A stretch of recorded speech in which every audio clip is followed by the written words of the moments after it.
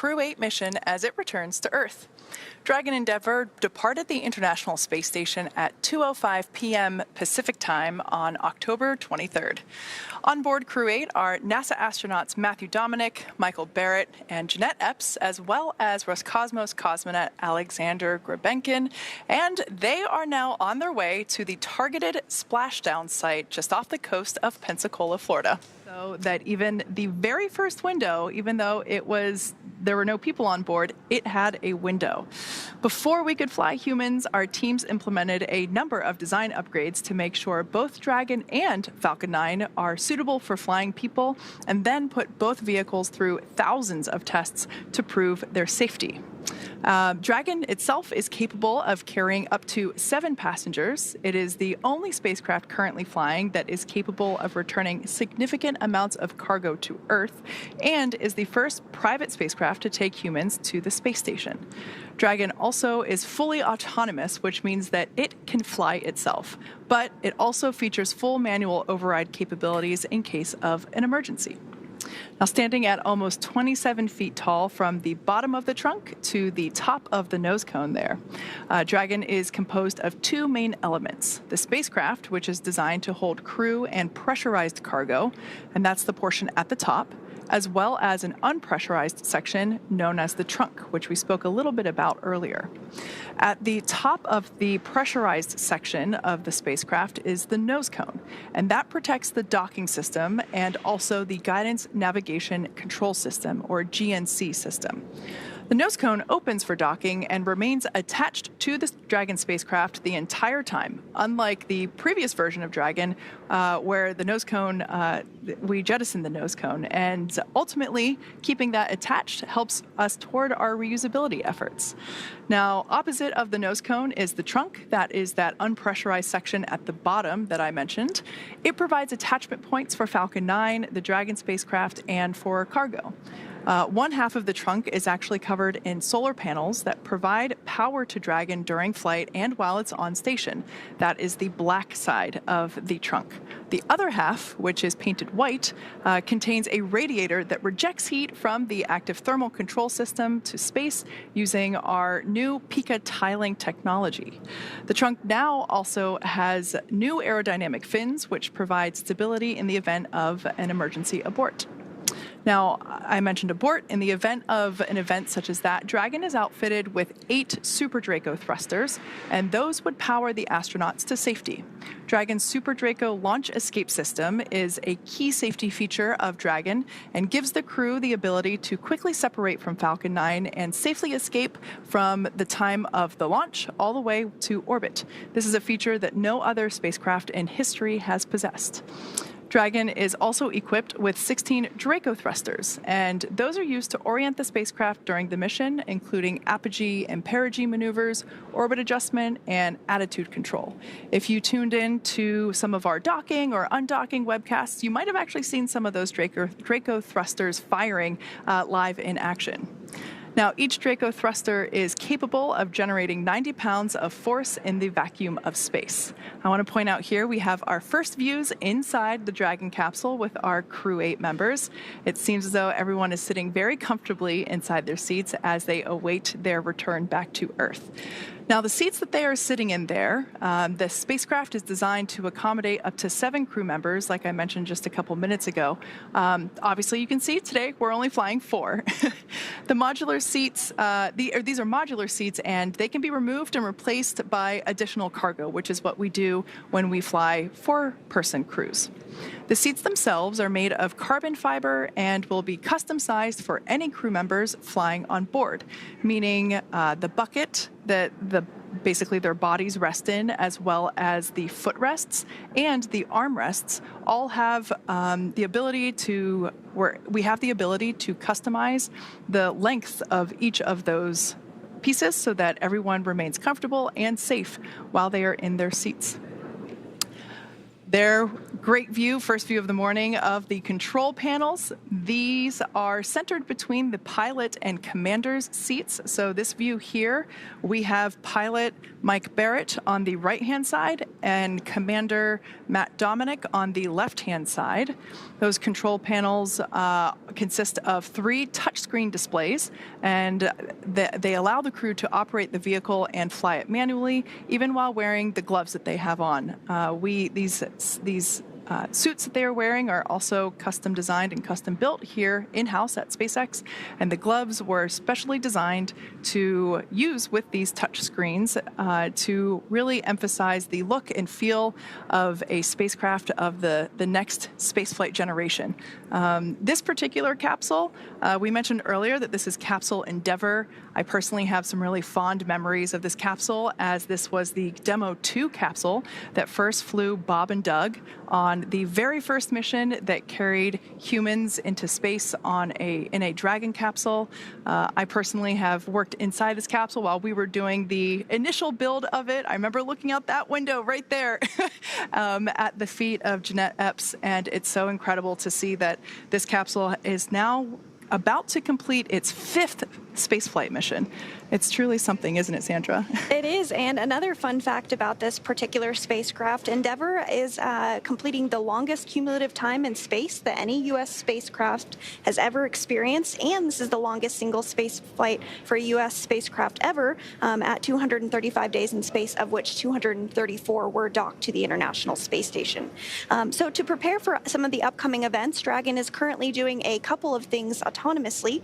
First, it's isolating the thermal control system fluid loops from the radiator that you were discussing, that white portion on the trunk. This system is what will help keep the internal temperature of Dragon comfortable for Matthew, Michael, Jeanette, and Alexander during their re-entry. Dragon is also initiating separation of the claw mechanism, which will terminate data, power, and fluid connections between the spacecraft and the trunk in preparation for trunk separation.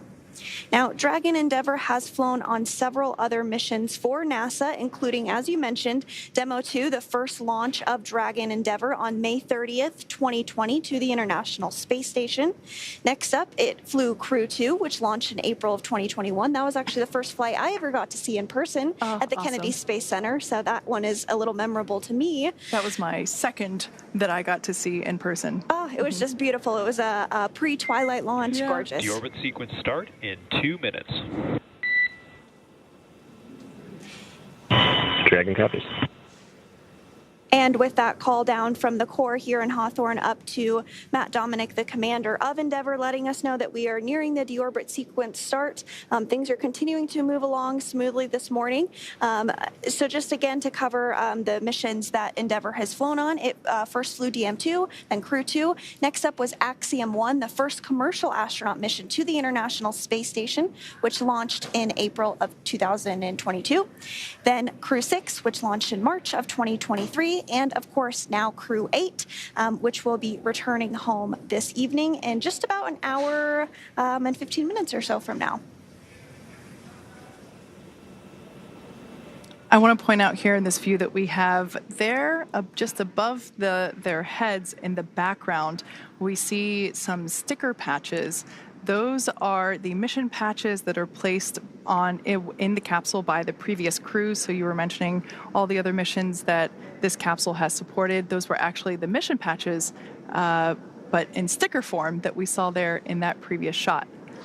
Now, Dragon Endeavour is named after the Space Shuttle Endeavour, which completed 25 missions into space. Some of Endeavour's missions included capturing and redeploying the stranded Intelsat 6 communication satellite, launching Mae Jemison, the first African-American woman astronaut into space, performing the first servicing mission for the Hubble Space Telescope, and delivering the Unity module to the International Space Station. So some big shoes to fill, and Space Shuttle Endeavour is the shuttle that is here in Los Angeles. We're eagerly awaiting for the new display to wrap up, and we'll be able to see it in its vertical launch position. But yeah, that's what this Dragon capsule is named after. Yes, absolutely. I'm very much so looking forward to that being completed to check it out. I've seen a couple of the other space shuttles, but not that one just yet. And I did just want to make one quick correction. Splashdown is targeted for 12:29 a.m. Pacific time, so less than an hour from now. Deorbit sequence start. Cool view because we can actually see indications there. The two outward screens show which Draco thrusters are firing, so it's an opportunity for the crew to keep live tabs on what is happening with the thrusters just above their heads. Now, getting back to the return or the splashdown sequence, we start calculating daily return options based off of the space station's current orbit and Dragon's capabilities to maneuver and line up for reentry. The time from undock to landing at the primary site can vary from less than 6 hours to more than 39. Getting home the quickest comes with some obvious benefits, but we always have to make sure that the crew is properly rested for dynamic operations and preventing us from scheduling 20-plus hour days for them. Trajectory and ballistics experts provide the daily opportunities that would line up Dragon with the 7 landing zones and split them into what we call ascending and descending opportunities. And we are now over halfway through that deorbit burn. Dragon is using its Draco thrusters after leaving station to execute a series of altitude lowering maneuvers and to line it up with the selected primary site off the coast of Pensacola, Florida. It can also change to different alternate sites while in free flight if sudden weather moves in that we'll need to avoid, but we don't have any of that happening today. And weather is something we are constantly looking at, making the final call to proceed about 2.5 hours before the crew undocks. So for the Crew 8 return, we looked at a number of weather items. Some of the obvious ones are no rain or chance of lightning in the recovery zone, both for the safety of the crew inside Dragon and for the recovery teams on the water. We're also looking for wind speeds less than 15 feet per second or about 10 miles per hour and relatively calm seas so we can safely execute recovery operations, which includes landing a helicopter on the recovery ship to fly Matt, Mike, Jeanette, and Alexander back to Florida. Once Dragon began flying free today, we had a number of additional checkpoints to either proceed towards the primary site, head to the alternate, or select a new zone based on real-time weather data. These checks happened all the way up until we're in the final hours before the deorbit burn, which is the last burn in the trip home and commits Dragon to re-entering the Earth's atmosphere. And that deorbit burn is underway, and we are just awaiting confirmation that it is wrapped up. We expect this to complete at 11:48 p.m., so just about 2 minutes until this deorbit burn finishes.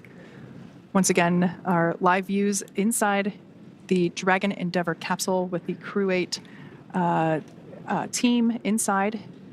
These views here, so we can actually see there in the center console, that is basically a trajectory tracker for showing them where they anticipate to splash down. But the view that I particularly love are the Draco firings there on either side of that center console.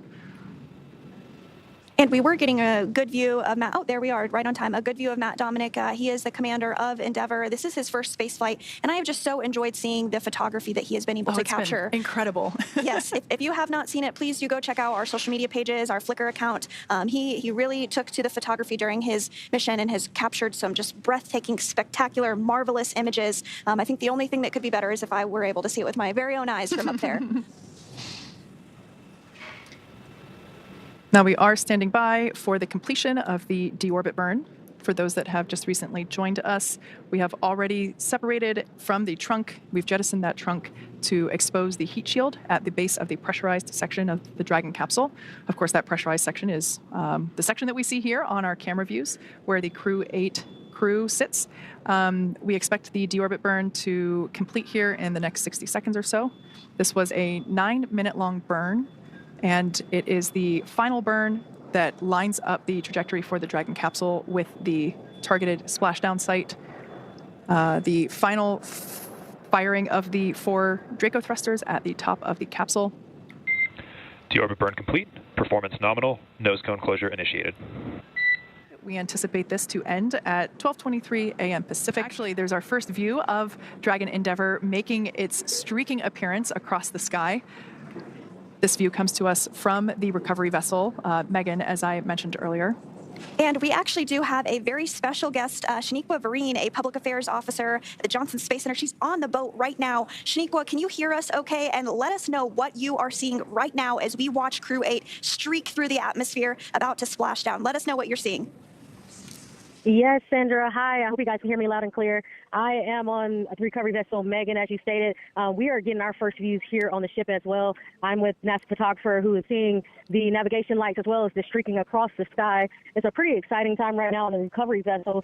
All personnel that's not on the FESS are up at the front of the hull of the ship, just watching it as it comes in. Again, the Megan is stationed about 3 miles, about 1.5 nautical miles away from the splashdown zone, and we're looking to have the crew splash down in just about, 6 minutes, 5-6 minutes. And so we're catching all the views until the parachutes deploy and they splash down in the ocean.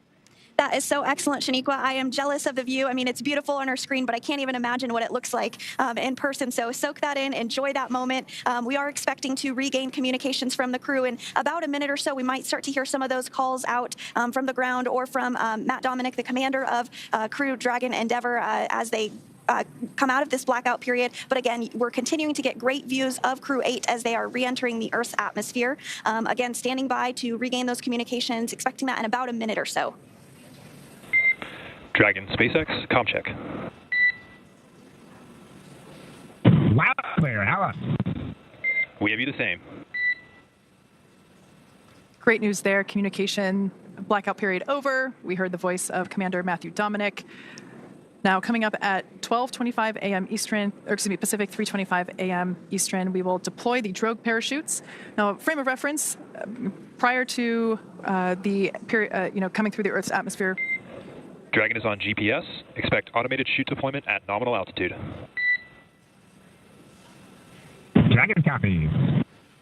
All right, just a call out there letting the crew know how Dragon is calculating the when and how to release the parachute. So the drogue chutes are going to come out first. There are 2 of them. This occurs around when the capsule is going about 350 miles per hour or so, roughly about there. Those will deploy, and then about a minute or 2 later, the main parachutes, about a minute later, the main parachutes will deploy. And that at that point in time, the capsule will be going about 120 or so miles per hour. So those drogue parachutes do quite a bit of work as well to help stabilize and slow the Dragon capsule down. So standing by now for deployment of the drogue parachutes. Brace for drogue window. Dragon bracing. This view again is from the WB-57. That's one of our high altitude planes as it continues to track Dragon ahead of those drogue parachutes being deployed. And shortly after that, we'll see the main parachutes deployed. But we'll stand by for those drogues to go ahead and get deployed. Once again, there we can see that the drogue parachutes, thanks to that WB-57 views, drogues are deployed. We can see 2 good-looking drogues. Oh, this is a great view from inside the parachute bay where those drogue parachutes... Drogue chute descent rate nominal. Next, Dragon copies. those drogue chutes will next pull out the main parachutes, and we'll see those 4 main parachutes open and inflate.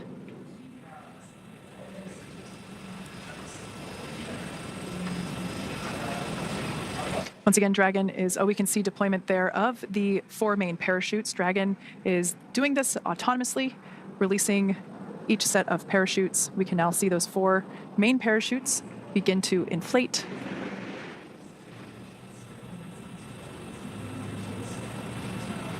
Pretty incredible to see how, as those main parachutes inflate, the capsule itself slows down even more significantly. Main chute descent rate nominal. Copy. Nominal descent rate 1,000 meters. Copy, 1,000. We will continue to hear call-outs from Commander Matt Dominic of the distance from the water. Those parachutes really doing their job now, as you mentioned, Kate, starting to slow the spacecraft down even more and more. By the time the crew actually does splash down in the water, they'll be going about 15, 16 miles per hour. So those parachutes really taking on that air to slow down the spacecraft. 800 meters. Copy, 800. Like you said, Commander Matt Dominic will continue to report altitude every 200 meters. So we just heard the 800-meter call out.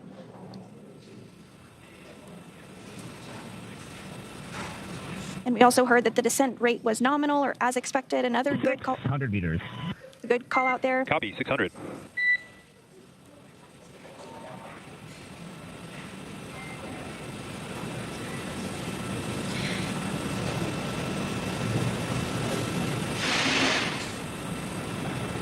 Continuing to get great views from the WB-57 as Crew 8 is nearing splashdown. 400 meters. Copy, 400.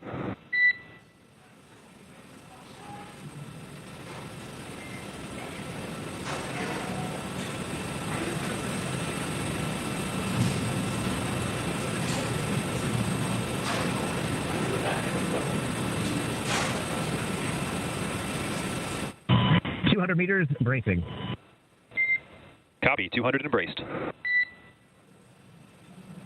At this point in time, the seats in Dragon have rotated a little bit to help provide a more comfortable and safer bodily orientation for the crew members as they come closer to splashdown.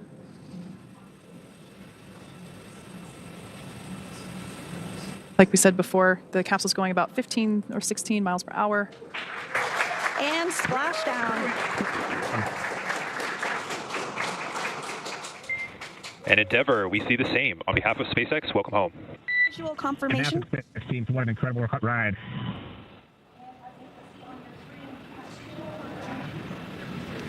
Again, we do have visual confirmation of Crew 8 successfully splashing down after 235 days in space. They are now back on Earth. Dragon Endeavour has returned home, and NASA astronauts Matt Dominic, Mike Barrett, and Jeanette Epps, and Roscosmos cosmonaut Alexander Gurbankin are back on Earth after an approximately 34-hour return journey from space. As you can see, SpaceX recovery ship and team have been waiting for Dragon splashdown, and they're now making their way to the splashdown location. Teams have been ready and waiting about 3 nautical miles away, so it's going to take about 30 minutes for them to make their way to Matthew, Michael, Jeanette, and Alexander. They're inside Dragon. We can see there the recovery lights shining some light onto the Dragon capsule. Now, immediately after splashdown, the Dragon capsule automatically cuts the lines. Dragon, we share water, operating flight control state. SpaceX copies, we see the same. Closer to the recovery vessel and then eventually lifting it on. So we are now eagerly awaiting the recovery of our Dragon spacecraft with NASA astronauts Matt Dominic, Mike Barrett, and Jeanette Epps, as well as Roscosmos cosmonaut Alexander Gurbankin inside. So Dragon has already autonomously completed several steps to safe itself following splashdown, and we are continuing to see those views of the fast boats. They do have the go to approach. So for those of you just joining us, the mission has gone smoothly so far. Dragon successfully splashed down off the coast of Pensacola at 12:29 a.m. Pacific, 3:39 a.m. Eastern this morning. Dragon, SpaceX is go for recovery personnel to approach. Expect personnel alongside in approximately 1 minute. You guys are fast. I always love that call out because, you know, it is not common to have people on the outside of your spaceship. So I love that we just give the team a heads up that they should expect people to begin climbing around their Dragon capsule. Now, approximately 34 hours ago, Dragon autonomously undocked from the International Space Station, completed a series of departure burns, jettisoned its trunk section, and then, as we saw just a little bit ago, performed its final burn, the deorbit burn, which placed the Dragon capsule on a trajectory toward Pensacola, Florida. Dragon successfully re-entered the Earth's atmosphere, followed by deployment of its parachutes to slow the spacecraft down to a gentle splashdown.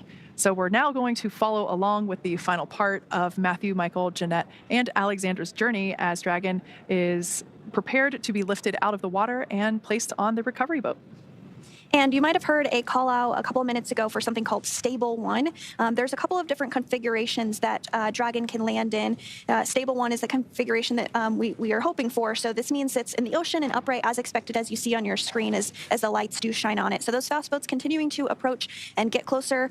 These will be the first human beings that Crew 8 has seen outside of their spacecraft since they were being strapped in ahead of launch by the closeout team at the Kennedy Space Center in Florida. Key safety check there.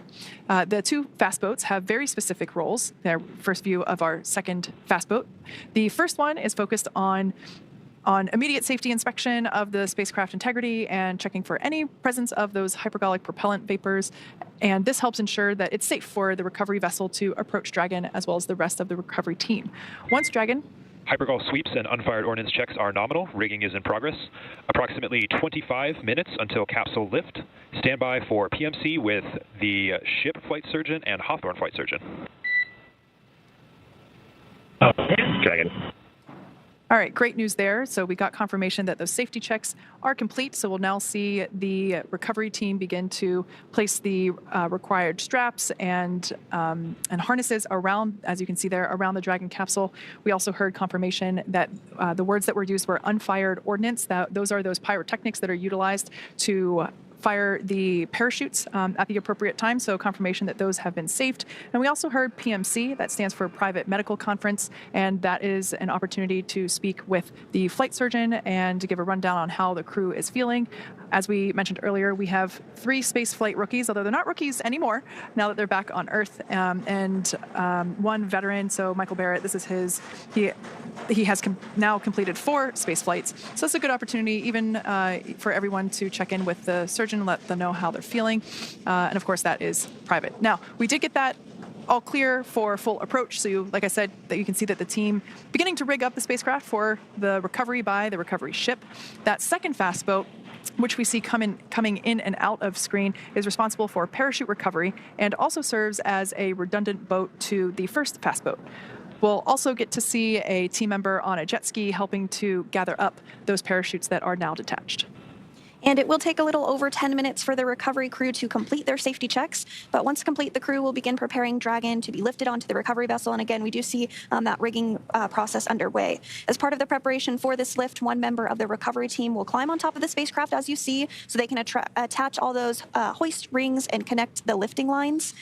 So it does typically take us less than an hour to raise Dragon to the recovery boat and remove the crew from the spacecraft. Continuing to see some of those lights from the recovery personnel around the spacecraft, as well as some folks near the nest that will help with the actual lifting up process of bringing Dragon on board the Megan. And once Dragon is secure and on the recovery vessel, we'll actually see it scooch forward a little bit before the crew is actually removed from the spacecraft, but before that view of that egress platform, so you get a better sense of how far that translation is. Rinse off the capsule using fresh water to help arrest any corrosion that may be underway due to the presence of that salt water. Salt obviously being corrosive to metallics, and we want to prevent that as our Dragon capsules are reused. And we are really starting to see kind of that toasted marshmallow effect because of re-entering into the Earth's atmosphere there. And then we did see a view of the side hatch. We'll continue to see that come into more view, especially as the Dragon is translated a little bit closer. Dragon, welcome aboard the recovery vessel Megan. Recovery personnel are completing their final checks. Stand by for translation to the egress platform. Dragon copies. And so Crew 8 is now aboard the recovery vessel Megan after splashing down off the coast of Pensacola at 12:29 a.m. Pacific time this morning. The recovery vessel Megan is actually named after NASA astronaut Megan McArthur, who was selected as an astronaut in 2000. She flew on Space Shuttle STS-125, which was the final space shuttle mission to the Hubble Space Telescope, and it actually helped to successfully improve the Hubble's capabilities and extend its life. And then she also flew on Crew 2. Yeah, she was actually the pilot for Crew 2.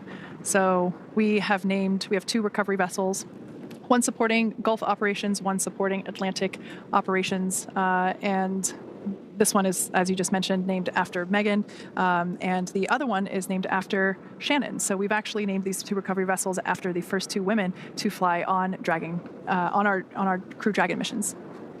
Yep, that is exactly right. And we are getting a visual there of recovery personnel working to plug up the Draco sections. Of course, those are no longer needed now that the crew is safely back on Earth. So they're working to plug those up as we continue our recovery operations this evening. These drone views are pretty awesome. I particularly love how it's able to angle around the recovery vessel and provide a more holistic snapshot of the teamwork involved in recovering Dragon capsules. So with some camera views, we can see a couple individuals awaiting or doing certain preparations, and I love how we can kind of see more of the cohesive unit working together with these drone shots. We can see each individual performing their specific task, and this, of course, is something that the recovery team trains for extensively, both for daylight and nighttime operations. So this is something that each individual is well trained, well prepared for. And we can see now that the Dragon capsule is safely in the nest, like Sandra mentioned. We're going to be plugging up the Draco thruster outlets to help ensure that there are no hypergolic vapors that escape. We'll also perform another safety check, excuse me, to make sure it is safe for crew members to make a close approach. And we can see the team members removing some of the straps and the rigging that was necessary for capsule lift, but now unnecessary. And we will remove those to help clear the way to open the side hatch. A great view there of that side hatch. Once again, this side hatch has remained closed since the Crew 8 mission lifted off in March, early March of this year. They docked with the space station and egressed and ingressed from this capsule using the forward hatch, which is the hatch at the top of the capsule located below that nose cone. So the side hatch was never used while it was in space. So this will be the first time that that side hatch will be reopened since liftoff, and this will be the first breath of fresh air that the crew will have since lifting off, like you said, almost 8 months ago. Yeah, that liftoff did take place on Sunday, March 3rd, and Crew 8 docked the following day on March 5th.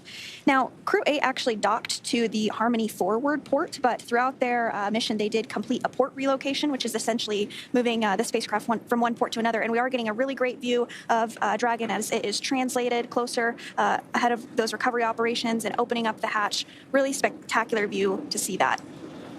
Now, one thing I want to mention before we see the crew egress, it is important to note that Matthew, Michael, Jeanette, and Alexander will be getting assistance as they exit or egress from the capsule. They will be getting assistance from...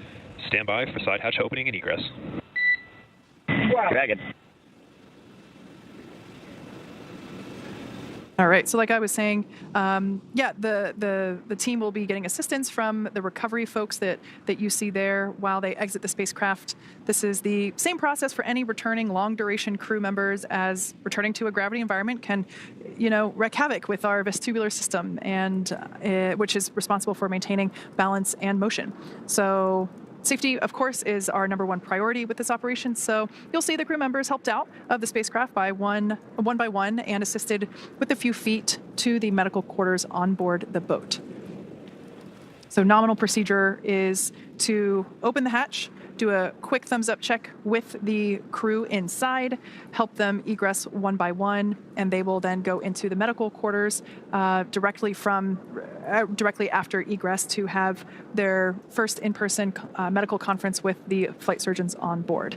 So that will happen for all 4 crew members.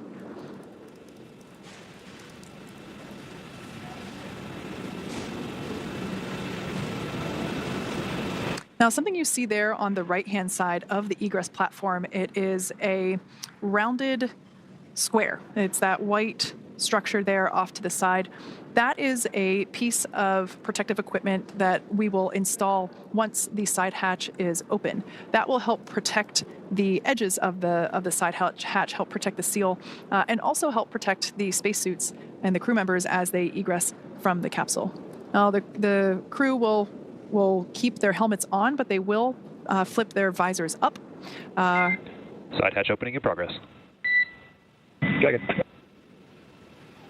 All right, so we got the all clear from those safety checks, and we can see now that the crew has untorqued the side hatch. We see that being lifted. We can see that protective piece being put in place. Once again, nominal procedure is for each crew member to be assisted as they egress from the capsule. And we'll also see those footrests be removed as well once we get a little further in this procedure, once they get that protective cover installed. That just helps give a little more room as they help to bring the crew members out. Yeah. As you can see, even folks that haven't spent 8 months in space need assistance getting out of the capsule. Yes, and again, you will see the crew be assisted out of the spacecraft and have some folks around them. This is common for all of our landings, as well as for the Soyuz. If you've ever watched one of our broadcasts on that, we do assist the crew as they come out of any spacecraft following their space flight. That crew member getting some assistance, I can't quite tell who it is just yet. I can only imagine what it feels like to have to stand up after spending nearly 8 months in space and having to stand up for the first time with Earth's gravity. And that is NASA astronaut Matt Dominic, who is now out of the spacecraft. His very first space flight. Looks like we're getting some handshakes. So a recovery team member inside the capsule assisting with the egress. And that is NASA astronaut Mike Barrett. This is he is the veteran on this space flight. The other 3 flyers on board Crew 8 were all rookies.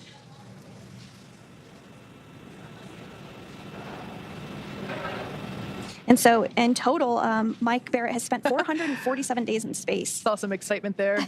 Yes. Normal to have the 2 individuals seated in the center seats, so the pilot and commander. It's pretty normal to have them egress first, as it helps give a little bit more working room there within the capsule for the crew members and the recovery team members.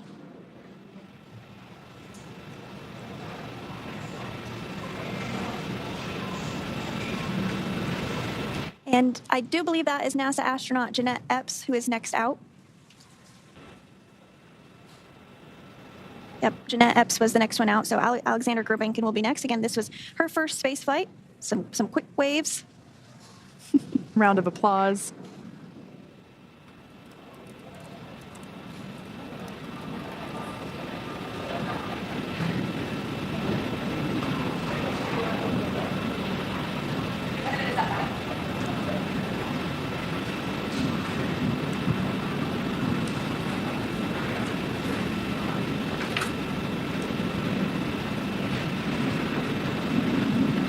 And we are starting to see Alexander Gurbankin be extracted from the spacecraft as well.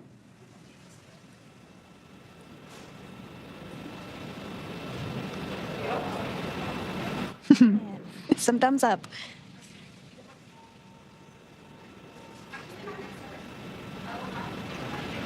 And we now have all 4 crew members outside of Crew Dragon Endeavour following their 235 days in space. We conclude this successful mission. So from all of us at NASA and SpaceX, it has been great to support this mission. Welcome home, Crew 8. So long.